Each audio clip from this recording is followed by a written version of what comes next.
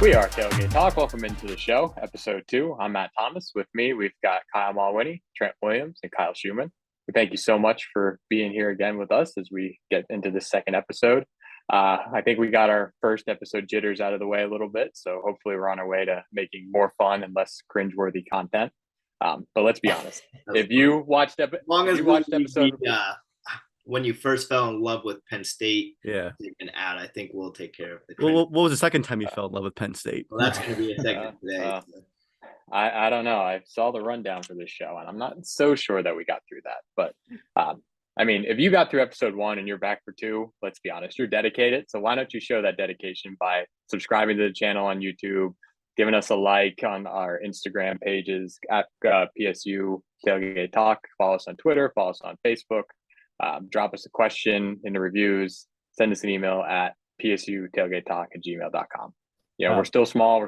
We're growing our presence, but given the amount of growth we've had this week, I'm confident in calling us the fastest growing Penn State fan produced podcast this side of the Susquehanna River. So I think we're on our way.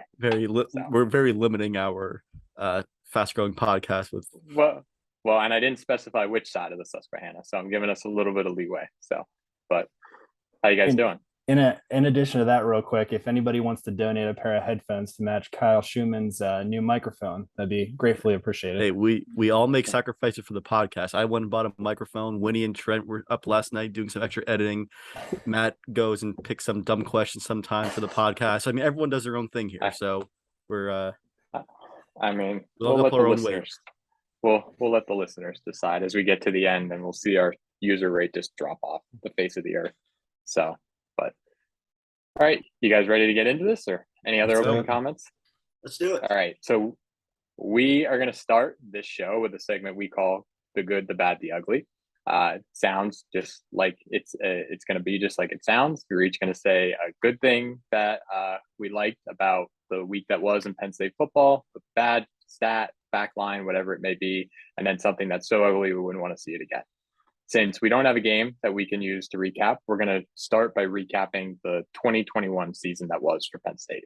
So, Coco, why don't you kick us off with your good? All right. So, yeah, my good from last year, I specifically picked the whiteout game against Auburn, knocking off an SEC West opponent. Obviously, it was a great atmosphere for the whiteout game. And I think at the end of that first half, when we took the 14-10 lead, going after halftime, we just controlled that game the rest of the year. The rest of the game. Auburn fans, to do the little tailgating aspect, some of the nicest fans that I've met for like opposing fan base for actually going down to the Auburn game later this year. And I just felt like after that game, it was very optimistic. I'm like, wow, this team actually might do something. So I felt good after that game, much like most of us. So that was my good for the 2021 season. I want to keep that feeling, though, for the rest of the season. So hopefully we're going to do something with that this year. I lost my voice before the game even started for that one. So after not having a whiteout for a year and a half, I was ready. I was ready. So, all right. Anything else you want to add there, Coco? Nope. There wasn't much good last year after easy. No. Oh man. No, you got to be honest. You got to be optimistic. So, all right. I am going to go next. My good is returning production. If you look at some of the returning production lists online now, we might not stand out. ESPN has us 51st in offensive returning production, 103rd in defensive returning production. But I think if you look at some of the key areas and take them one at a time, I do think we actually have some reason to be optimistic, despite what Coco says. So I looked at 4 key areas. The first one being passing. Passing completion, touchdowns, and yards. We're all returning 95% of our production. Obviously, that's due to Sean Clifford coming back. Receiving, I think the younger players even really stand out.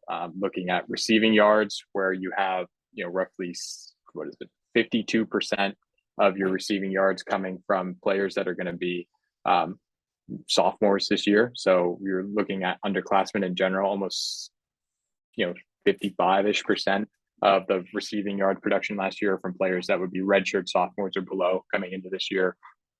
And then receptions as well. You're looking at about 40% of those receptions coming from underclassmen. Led, of course, by Parker Washington. I think he had 60-some receptions, 900 yards last year. So hopefully he's primed for a big year. Rushing, you're still looking at, roughly 52 to 55% of your total production coming back. Again, roughly 45% being from underclassmen this year. That would be underclassmen this year. So, and then defensively, you're looking at almost 80% of your. A lot of stats here. Oh my God. Well, you know what? I like stats. The sports business got nothing on this podcast. Stats don't lie. I mean, if it was up to Coco, we'd be talking about food for 45 minutes. So I'm just trying to get in my stats. I'm trying to get it. In the amount of percentages you just threw at. God. Yeah. I'm talking about what the viewers want to talk about. All right. So no stats. Defense, production coming back. Curtis Jacobs on the way up. That's all I got to say. Winnie, go. Hey, I appreciate the numbers. I'm a numbers guy. So, because you don't know anything else. Whoa, settle down. I mean, I know more than just the food at the tailgates. That's for sure. So for me, I would just keep it simple. Last year, like Kyle said, there wasn't a ton of good, but one thing I'd like to highlight on was the tight ends. Strange and Johnson, between the two, they were actually both averaging 11 yards per reception. So the only thing I would say that I didn't like is I thought they were underutilized. Between the two, less than 40 receptions. So I would like to see the tight ends utilized more in the offense. But overall, good would be tight ends. Yeah, that's going to be interesting.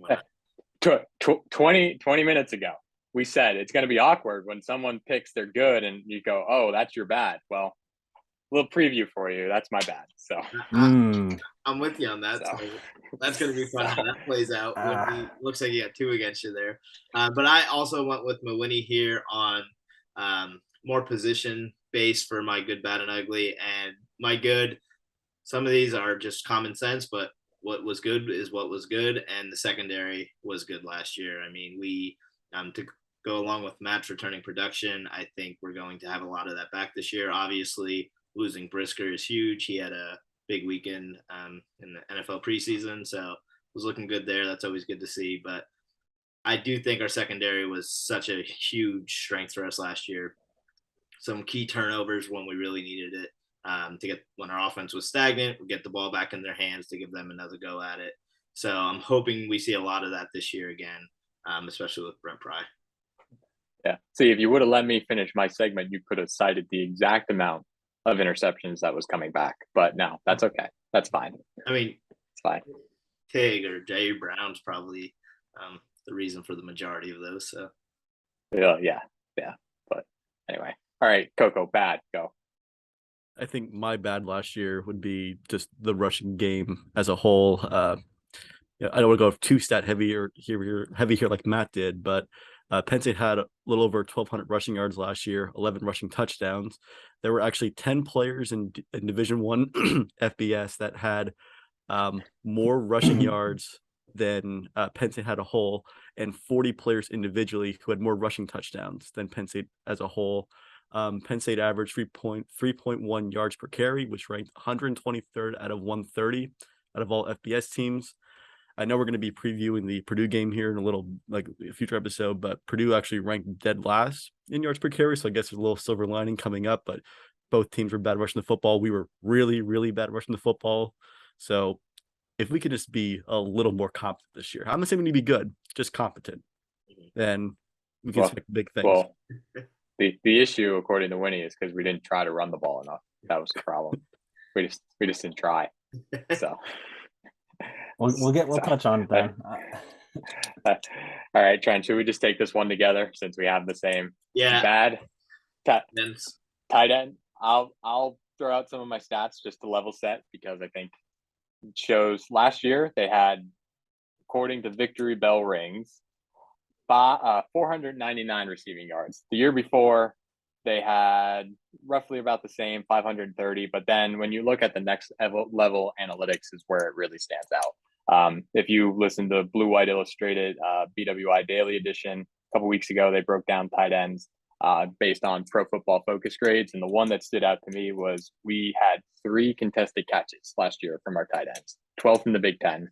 And that's an issue because tight ends usually spend most of their time in the middle of the field. Clifford already doesn't like to throw the ball to the middle of the field. And if he's going to throw it there, you got to make a contested catch. So, and then add on top of that, they can't run block. So they struggled with run blocking last year. It got better as the season went on, but a lot of room for improvement there. And I'll just jump on that. I'm not saying our tight ends were bad last year, but I have them in the bad category because I'm comparing it to expectations. So I would have hoped our tight end group was in the good category for what we would expect from that group last year. And I just don't think it was there. Really key drops in some big moments that I could point back to that also I think knocks them a hair. So I do have them in the bad category. It's not to say they were bad, but what I expected more. Well, when Franklin said that they're one of the most talented tight end groups in the country, and then you get that, and then you double down on it again this offseason, you better do more than what they did. Yeah, so, what I will say about the drops real quick, because I know we're going to get more into this, though. I just want to make one point. I mean, less than 40 receptions between the two. I mean, it's kind of saying to me they're not getting targeted a whole lot. I know that there were some moments where they dropped some really, crucial balls last year, but they did not get targeted enough. And you can't rely on them in a crucial moment when they're not getting their plays during the game. I expect the guy to make a big catch when he hasn't been thrown to all game. That's just my opinion. Okay. I know what you're saying, Winnie, but the way I look at the tight end group, play calling is part of that. So like when I'm saying the tight ends were bad, part of it may have been play calling and not getting enough targets, but to me that still factors into our tight end group not being a strength last year. So whether you're going to look at it from a coach's perspective or a player perspective, I'm sort of looking at it combined. It was one game that the tight ends actually did play well in, that Auburn game. Brenton Strange had a touchdown. Theo Johnson had a long reception. That's one game we actually played well in. So and again, that's what I emphasize. Not that our tight end group was bad, just bad compared to what I think the expectations were. It's fair. So for me, just for my bad real quick, I'm the same as Coco. I put the running game. I couldn't leave it out just because it wasn't that great. Good analysis there. I mean, you hit it with the numbers. I mean, what am I supposed to follow up with when you already ran through the numbers? So, no, I think it's fair. No need to double down. All right, Coco, what do you got for your ugly? My ugly is, I think it's easy. I think it's just the Iowa game. I mean, we were 5-0 going into that game, ranked in the top 5, and Clifford was top 10 QBR going into that game. We had a lot of high expectations, and then Clifford got hurt, PJ got hurt, and then all those Iowa fans started booing us when people would get hurt. And listen, I'm all for obviously the Iowa children waving for something. That's the greatest thing. But I hope Iowa fans fall down the bleachers this year. They are just idiots, and they were very rude. And then Taquan Roberson came in. I had at least somewhat expectations for him, and he looked like he never threw a football before, and that was just a train wreck of a football game. And that just derailed the whole season. So that was my ugly. A little passionate there. Don't hold back. Yeah. Geez, that was how you feel. That was the ugly. The fact was we had good control that first half before Clifford got hurt. We were I think he threw 2 interceptions, but overall they didn't kill us. It didn't kill us, exactly. Didn't kill us, yeah. And Iowa turned over everybody last year for how good their secondary usually is. But yeah, that's my ugly. Yeah, I think that's a general consensus there. My ugly is going to be the never-ending pit of despair that is the Penn State parking facilitation. I think everyone got pissed off when they switched to those parking zones a couple years ago, started to figure it out, and then last year, mid-season, they decided that they're just going to start scanning parking passes coming in. You'd think they started at the blue-white game, started at one of those cupcake games early to get it down. No, let's just start it at the Auburn game, the busiest game of the year. How long did we wait? In traffic? 45 minutes, and we were there an hour before the gates opened. That blew my mind. So I remember when we went in, our parking pass wasn't scanned, and then I'm sorry, no, I was already in at our spot before cars started coming in, and some Auburn fans came in and it took forever. They were scanning parking passes. I'm like, they don't scan parking passes. Are you sure? Because they were from out of state Auburn fans. Who was scanning them? They're like, the people at the entrances. I'm like, okay. And my uncle came in with the card, and everyone was like, yeah, they're scanning parking pass. I'm like, why would you implement that this weekend? They scanned mine, and that held me up. And the way it worked, you go, we're going up Porter. So you've got 3 lanes for the different lots. Our 1 lane then turns into 3 to go into the different lots. And then they have 1 person scanning the passes. So you got to stop as that person goes from each lane. Dumbest thing ever. And they overpaid some consulting firm to do the study to like make it easier and made it 12 times worse. So yeah. No, that's a great relief. I forgot about that, but that's a good one, Matt. not to steal from Full Ride on ESPNU radio, but Penn State athletics, get yourself together. So, Winnie, what do you got? I was gonna say for my ugly, it's gonna be in-game adjustments. I mean, I think that's been the biggest thing for Franklin to me. We have decent first half. There's things that I think that we need to come out and adjust in the second half, and we just fall short of doing that when the opposing team does that. And I think we saw that quite a bit last year too.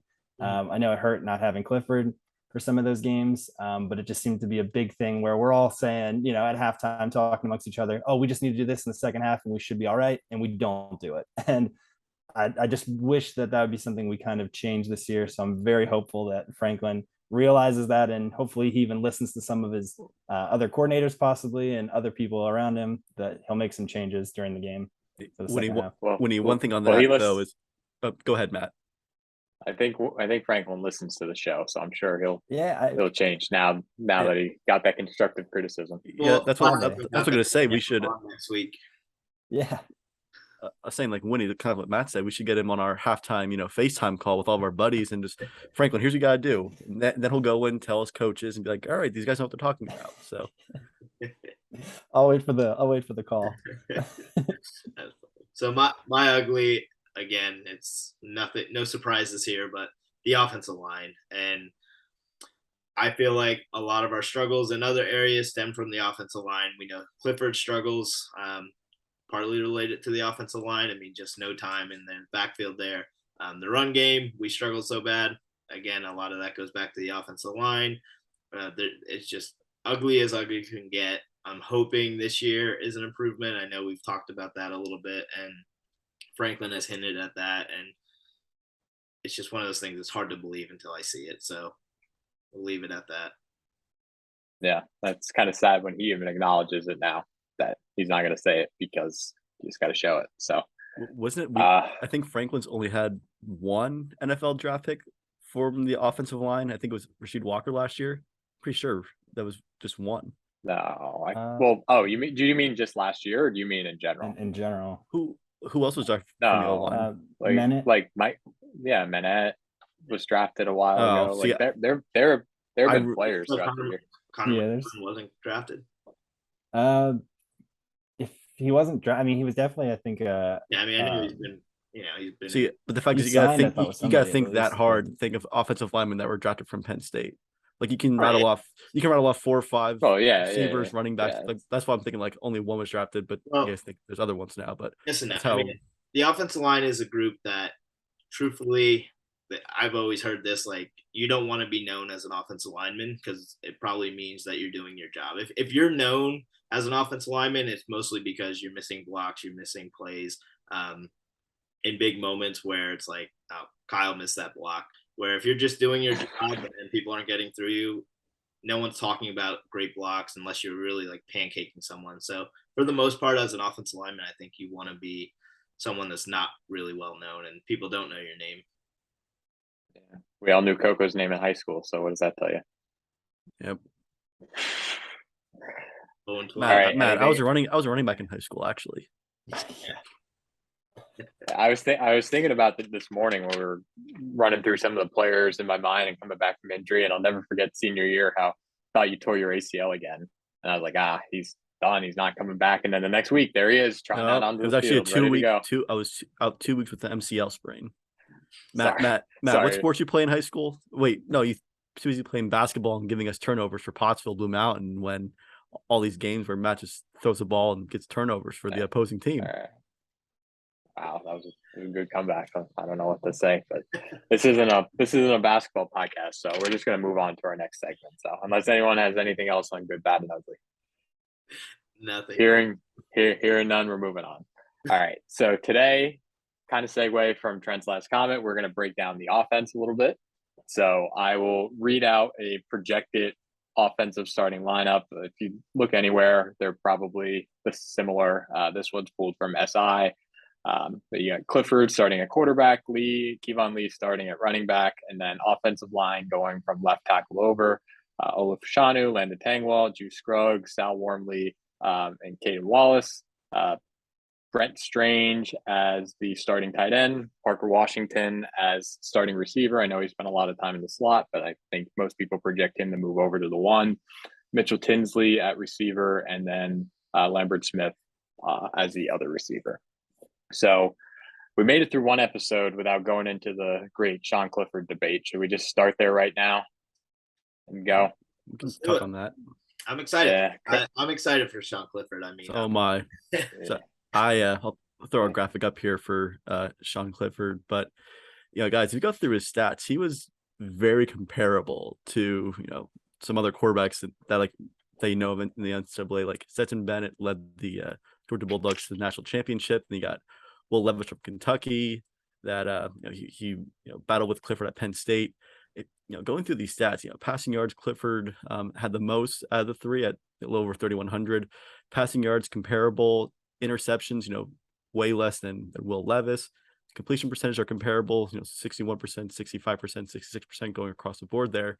The biggest thing, though, kind of Trent hit at earlier, is the offensive line. Clifford was sacked 30 times last year compared to Stetson Bennett at 14 and Will Levis at 22. Like, if you can just, Georgia had allowed twice as fewer sacks than Penn State. So if we can establish somewhat of a run game and have at least a little bit better protection, increase passing yards, increase touchdowns, at least that's what you would expect. I like Sean Clifford. I think he's more than just a game manager, and he has that leadership factor. He's going into his 6th year. I'm putting my eggs in the Sean Clifford basket. I'm all in. So I want to hear what you guys think about that. Yeah, I'm excited for him this year. I'm not saying he's just gonna magically become this great quarterback. It's talent is talent. In 1 year's time, he's not going to just all of a sudden become this monstrous quarterback. But I do think Kenny Pickett did. Yes, but I do think he really is going to show that his experience is going to mean a ton of stuff for this team. Maybe be a little more relaxed in situations. I'm hoping that leads to we're not throwing the ball away. Or when I say throw the ball away, when a receiver's breaking wide open down the middle and we're overthrowing him by 10 yards. Sean Clifford can make that throw, right? That's not as much of a talent thing. I think it's just more of a pressure thing, being so worried about the offensive line and guys getting through, and a timing thing that he's just rushing and throwing it. So I'm hoping it's a little calmer this year, and just that moxie is there, being, a super senior or whatever he's 6th year. Yeah. 6th, 7th, 10 year, pick a year he's on right now. Yeah. But trying going off that, Sean, if we can just the offensive line, establish a run game, just get that stress off of Clifford a little bit. We were expecting so much of him last year. We were all bent out of shape, and he got injured in the Iowa game, and then going after that game, I said earlier about Taquan Roberson, then that he wasn't 100% for the Illinois game, and going forward, we're expecting so much from this guy. There was a time last year when the whole fan base was super excited about Clifford, the way he looked in that Auburn game, and even Iowa, and when he got hurt, it was oh my gosh, the world was in. He lost his mobility, and then he lost the ability to evade the pressure. And then you saw the same Sean Clifford that we had tried before, where he just, couldn't make those key throws. And that's the thing. He's consistent when he's not under pressure, but then you have the issue when he does get pressure. He's had 6 games where he's had 2+ turnovers, and we've lost every one. And it's those 2 to 3 plays that change the outcome of the season. Yeah, it's a panic. He and I can't blame him. When you're, when you blink and next thing you know, there's guys running down your throat. Can't really blame him, but there's a difference between panicking with the ball back there and having that sense of urgency when you need it. So I'm hoping all this stuff comes with an extra year of experience here, and coming out to really, let's be honest, he's faced a lot of criticism from Penn State fans and the outside media. He hasn't gotten a lot of respect. He's probably one of the more well-known names in college football at this point, being how long he's been playing. But I'm hoping that all comes out to him, actually turning it around and showing and proving everyone wrong. So in terms of like the sacks and everything, to me though, I will say the offensive line wasn't great, and I think we all stressed that. But I think he had moments last year, especially after his injury, where I think he was kind of worried about getting hit, and I think that put him in situations where he rolled into getting sacked a lot, in my opinion, or he sidestepped instead of just stepping up in the pocket. Like he was trying to evade the pressure altogether. And again, the line was Swiss cheese for the most part. So I could totally understand why you're worried, and especially playing already beat up. But I think that he put himself in situations last year too that weren't the best. And that led to some of the sacks. But I really like him in terms of his execution. I think he is, a great football player with a good IQ, and his leadership definitely will be key. Yeah. And when you're going off that, like there's not many quarterbacks that I think, like you put any quarterback there with that kind of pressure, that non-existence of a run game, like put Bryce Young back there, the Heisman Trophy winner. I don't think he plays that much better. With you've like the Swiss cheese O line, you have guys running through and in your face. You're not. Well, the different, like there are certain quarterbacks that can make something happen. Like they can turn a bad play into a good play. And I think, like even Trent, I remember when we were still in school, we were talking about Sean Clifford, and we all said about he was trying to be too much to be like Trace McSorley. Trace had that ability to make something out of nothing. He doesn't have to be that. He can just be what he is and be fine. As long as we have a good decent offensive line and a decent run game, like he can be fine and lead us to 10 games. Like we saw that in 2019. So, but the fan base is, salivating for these 5 stars for Drew Allar or whatever. Like there's no situation where Allar plays this year where it's good. Like the only way it works out is if he's the next Trevor Lawrence. It either means that Clifford and Bayer aren't performing to what they should be, or someone's hurt. So I'd rather just sacrifice this year if this is what we have to do to get them ready for next year. Even if there's a talent differential, I mean, even if those guys are more talented than Clifford, I have a hard time believing you can make up that much talent with as much experience as Clifford has. Because at the end of the day, I do not think Sean Clifford will lose us a game where his decision making results in these big plays that lose us a game.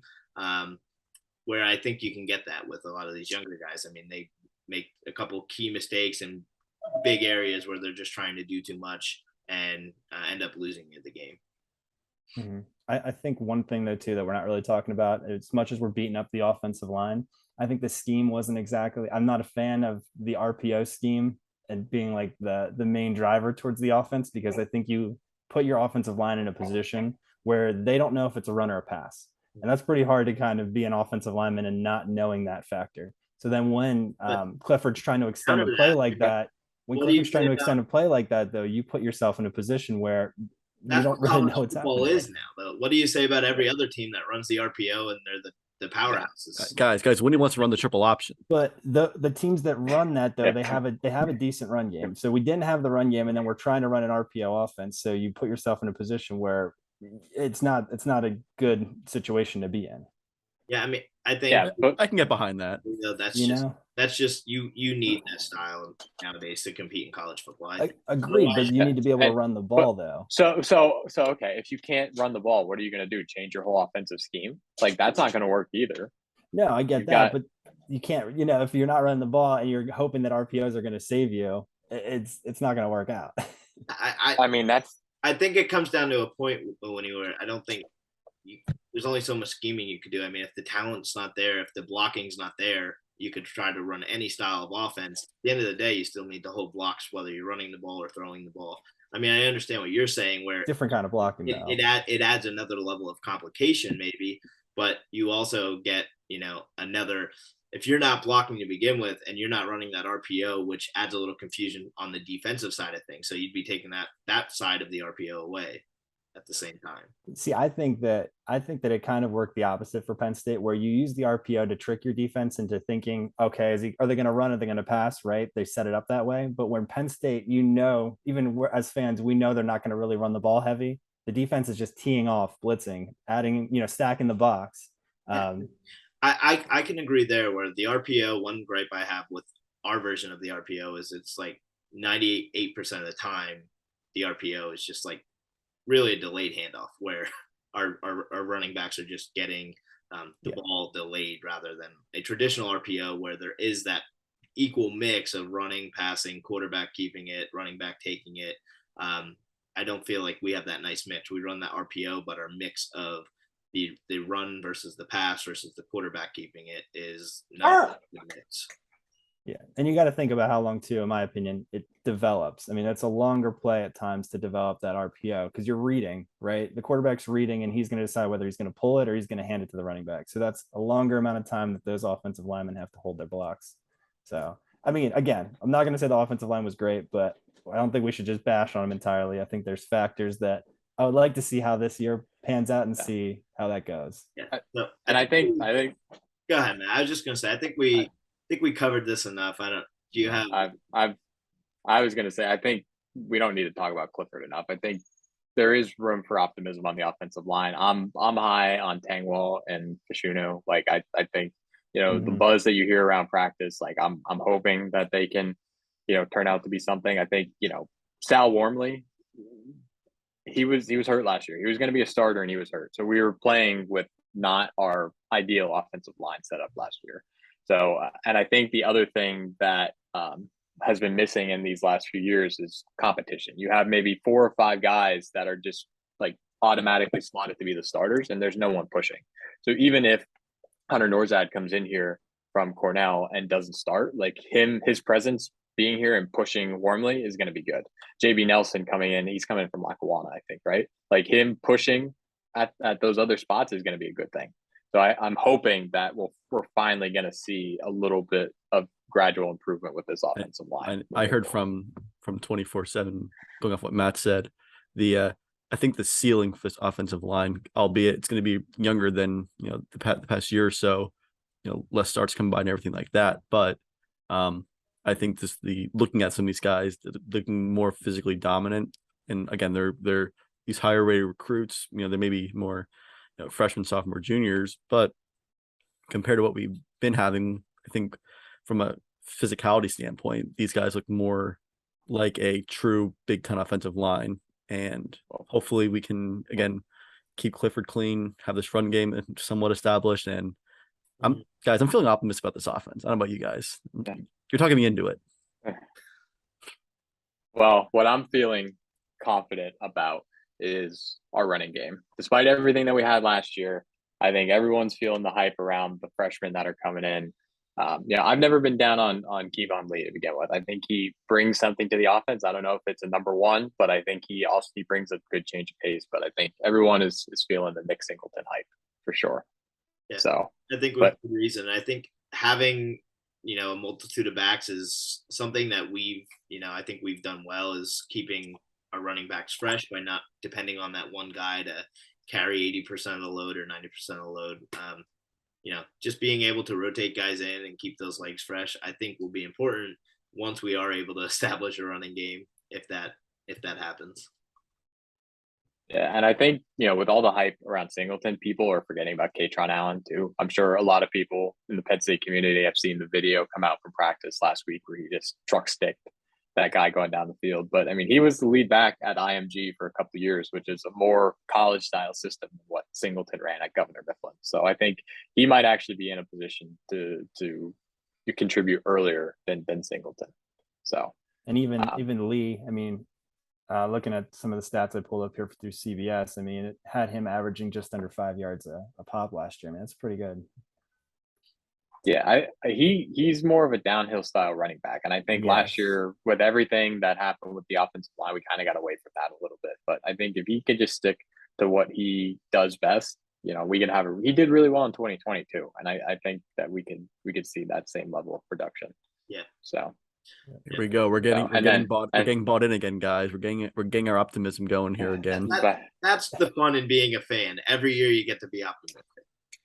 So we go to at Purdue and Matt's gonna be talking that Sunday podcast. Oh, this run game again. Oh, it's going to be fun to look at our takes now preseason and then throw clips in from stuff we said that just can't be any further from the truth when the actual season starts. I'm sure there'll be a lot of instances where Thomas is calling me out saying, "Winnie, you were wrong on this." Da, da, da, da. But I'm hoping I can throw it back in his face at some point this season. Well, we'll see. It's gonna be easy to keep your 2 comments per podcast track. Can just do that by hand notes. But Yeah. all right. We have to cover. Pretty much. That's what I was going to cover. The tight ends, I think, decently enough in our good, bad, and ugly segment. So, yeah. I think, like I said before, I think Washington did well in the slot the last 2 years. I think people are kind of expecting him to slide over to that one spot, although I think Tinsley could do it as well, coming in from Western Kentucky. And people seem to be high on Deandre Lambert Smith too. They're saying he has a good offseason. They're saying he looks good. So, I'm confident. I don't know if you're going to see that number one guy stick out, but I think as a position group, they're going to do well. The one thing I am curious about, and I hadn't had time yet to look at stats and whatever to try to figure it out, it always seems like to me Clifford locks in on one guy, right? Like he had KJ and then he had Dotson. Now, is that just because the position group itself has been subpar, or is that more him locking on to a guy? I'm curious to see how that turns out this year. Yeah, I think it's a good point, but it's easy to lock in on a guy like on those two guys you mentioned, like Dotson and Hamler. Like it's easy to lock in on those kind of guys when they're as talented as they are. For going off that trend, for the generational talent for KJ, for Jahan, I feel like this year specifically, I feel like our wide receiver group is deeper than it was last year. We have a whole year of experience with all these guys. Yes, we're losing Jahan, great talent, first round pick for the Washington. They're not the football team anymore, the Commanders, wherever they are. But I just feel like our wide receiver group as a whole is going to be deeper, spread the ball out more. So if Parker has an off game, Keandre or anyone like Malik Mega, any one of these guys can step up to be, a solid number 2 or 1 or whatever. So I feel like we're just going to be deeper as a whole, which should give Clifford more options and everything. Yeah, I said that last episode. I don't think we'll see a major drop in production at receiver. Losing that big name Jahan, I think we'll be able to spread the ball around a little more because I'm hoping Mitchell Tinsley is as good as advertised. And we have 2 really good guys instead of just that one guy that, let's be honest, they tried to key on him, but he still seemed to have those breakout games even no matter what they tried to do. So it's a huge loss, but I'm hoping we have a multitude of guys that are really good rather than just one guy that's a complete stud. Yeah, and I think Parker should definitely get more opportunity now too with Jahan leaving. So, and I really thought he came up clutch in a lot of games last year. So I'm interested to see if he really kind of grabs the attention of Clifford. He balled out in the Outback Bowl. Like I was impressed with how he took that mantle and just kept going. Now, can he duplicate that for an entire season? We'll find out. Yeah. So, especially when the focus is on him, right? Because going in, I would arguably say he's probably the number one guy. Yeah, it's different when you got the opposing team's best cornerback on you, and they're throwing their best at you. They're throwing double teams on you when you're that number one guy. Versus, when you're not that number one guy, you don't have those types of things to worry about. So, yeah. So, all right. I think we spent enough time talking about football. I think we have some other things we want to get to. Plus, my dog's barking upstairs, so we'll try to get this podcast wrapped up pretty quick. Don't blame Fred. He's having a good time. It sounds like it. That's for sure. But go ahead, Coco. Yeah, it's like Matt said, stepping away from football here a little bit. Get away from the boring old preseason offense. Yeah. Let's talk about some real stuff like food. I thought we were done with the cringe segments, and then Coco throws this one out here. So, all right, take it away. I don't know about cringe segments. I feel like not everyone wants to hear an in-depth 27 stats about the offense like Matt gave at the beginning of the episode, but everyone can get behind food. Everyone likes tailgate. So my question for you guys is, you're at home Saturday watching college football all day. It's a Penn State away game.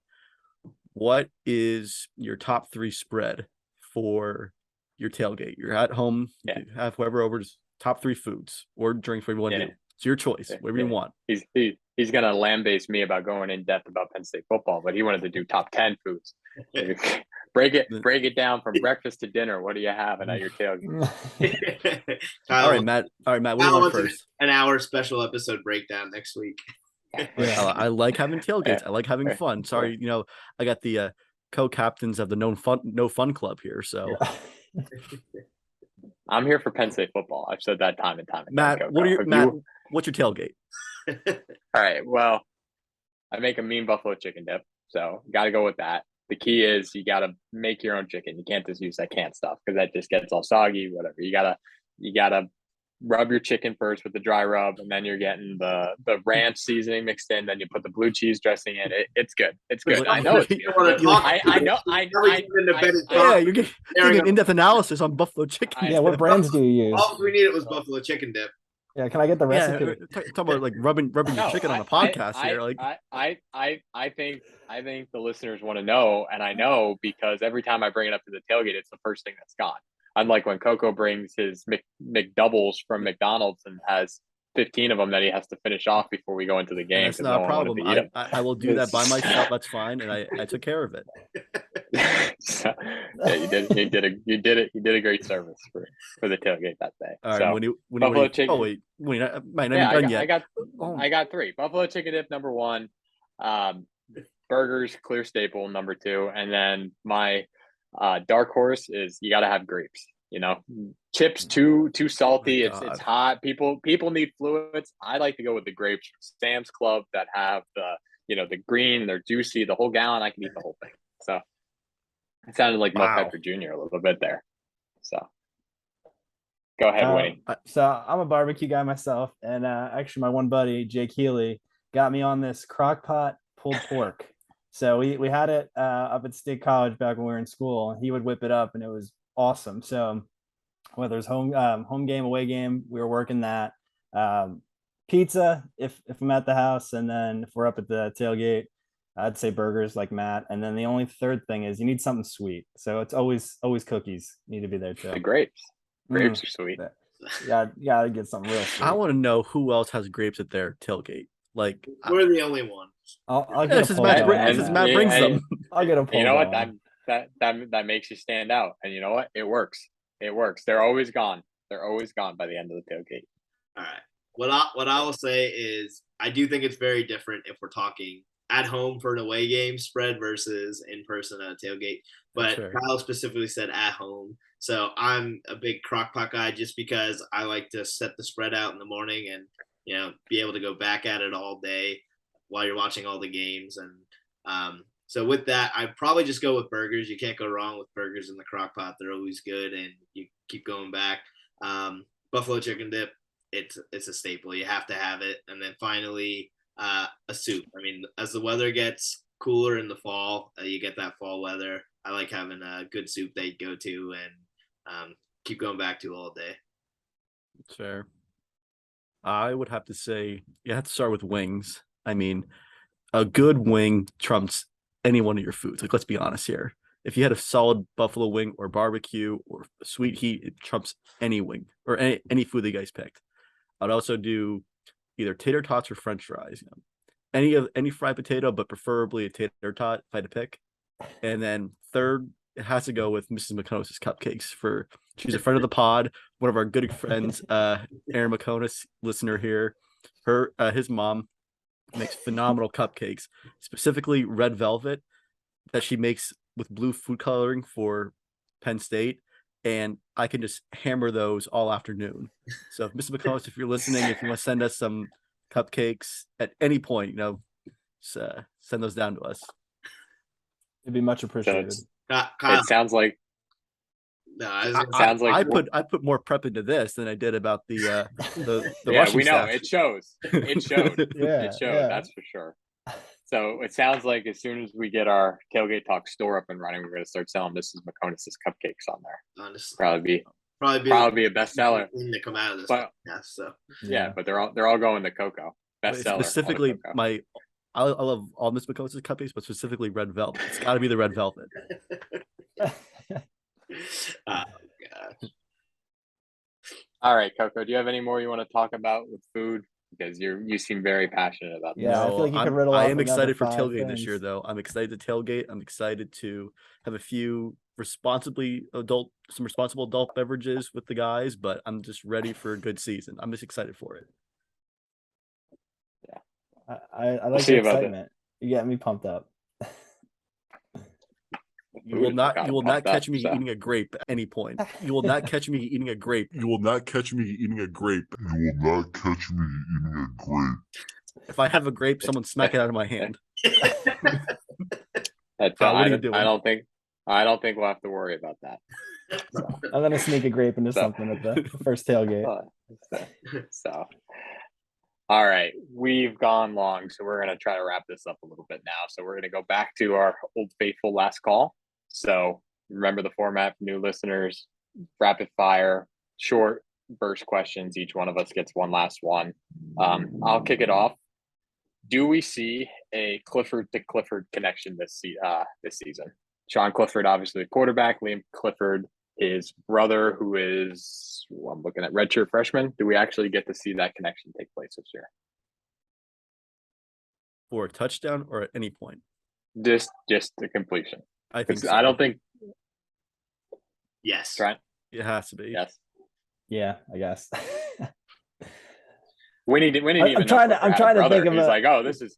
No, I'm trying to think of the situation. I'm trying to think of the situation. I don't know. I guess the situation would be a passing play, whereas obviously that. But I'm like, I can't imagine it in a tight game, and even if it's a blowout, I can't imagine it then. Too, I think Winnie wants us to run the triple option, so I'm not sure if we're gonna get to that point of. Yeah, I mean, so receivers are a group where I feel like one, you have multiple receivers out there, and two, I feel like receivers are a group. They're doing the most running, so they get rotated in a lot. So I do think you'll see Liam get some time in there this year, just because you get into a game where, like you said, maybe not a tight game or anything like that, but you get into a game where you got a little comfortable lead.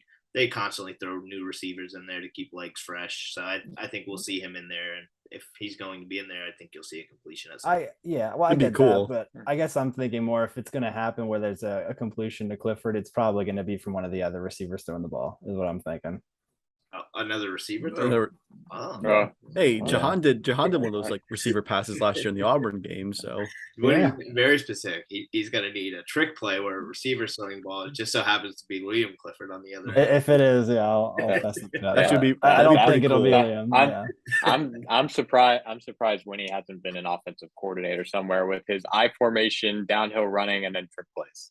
Hey, don't know. Van football, baby, youth. I coached them up. Best 7-year-olds in Berks County.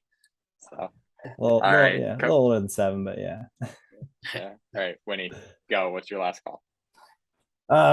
Jumping off of kind of what I was saying for the ugly section, do you guys think James Franklin will improve on implementing and executing in-game adjustments when needed? That's a loaded yes and no question. Yeah, I mean, I didn't get much out of you guys when we went over it in the ugly, so I'm going to say yes because I want it to be yes. I'm going to say no because he hasn't shown the past few years to make in-game adjustments. So what makes this year any different? I'm still optimistic for the team. We haven't shown the past few years to make in-game adjustments that well. So it's so exciting. I knocked my mic off there a little bit. I'll go yes, because I think we saw a little bit of improvement at the beginning of the year. But I will note that this question felt like a bell ringer at the end of class that, all right, let's ask a question about what we went over today before you can go to the next period. Thomas. I have a not as loaded question here. All right, go ahead. Let's hear it. Do we make a New Year's Six Bowl this year? Yes. No. Yes. I'm going yes. Because Franklin's going to prove me wrong and make in-game adjustments. I don't think he will, but he will prove me wrong. So it's like a double-edged sword there. I like it. So for my question, this is a debate I've had with my uncle quite a few times. Do you prefer to sit high or low in the stadium? So my point of view, when you sit low, when the action's right in front of you, there's nothing better. But when it's on the other end of the field, you find yourself looking up at the video board. So I prefer to sit higher up. That way you can see the whole field. You can watch the plays develop. You can see receivers get open before the quarterback even does. So would you prefer to sit high or low at Beaver Stadium if price was no option? I'm going to go high, but it comes with a caveat because I think the upper decks, you're a little bit too high. Like we were in the upper deck in the south end zone for the whiteout game in 19 against Michigan, and it didn't sound nearly as loud as it did when you went back and watched the replay because all the sound just escaped. But I think where we are now up by the press box is the perfect perfect height. You're high enough and you're still within the action. So, and that's what I'll say. I prefer to sit high, but still within the bottom bowl, not in the upper bowls, obviously. I think if you sit low, it's got to be like in the student section almost. Because we were at a few of these games were in the student section. Obviously, it's deafening. Your view of the game may not be the greatest, but at the same time, like it's nuts in there. I would go with high. Like right now, I'd pick a high spot. Like Trent said, better view of the game. Yep. Price was no option. I would agree with Kyle. I think student section, I want to be as low as possible. I think outside of that, I like being up higher because you get to actually see the play develop a lot better. Because when you're lower, you really don't get to see it at times. Where if you're up above, you can actually see, the hole forming and running back going through and all that stuff, blocks developing. So, Coco, what do the scalpers think about your South End Zone upper deck tickets? SEU later. That should have been our sign up. Kyle a few years back had tickets he was trying to scalp, and they were SEU. And Kyle's trying to scalp into this guy, and the guy looks at him and goes, SEU later. I walked away. Pretty good. Yeah. So where we know where the money is, but I think we all have a different view. So any other comments you guys want to get to? I will say we really nailed our last call segment being quick rapid fire. I think that's going to be the. Well, that's the thing. We're going to say it's exactly. We're going to say it's rapid fire, but it'll drag on for like 5 or 10 minutes. So it's like one bite. Everybody knows the rules, but one bite means you can take 10 bites. Yeah. So anything else? That a wrap? I think that's it. I think so. I think that's a wrap.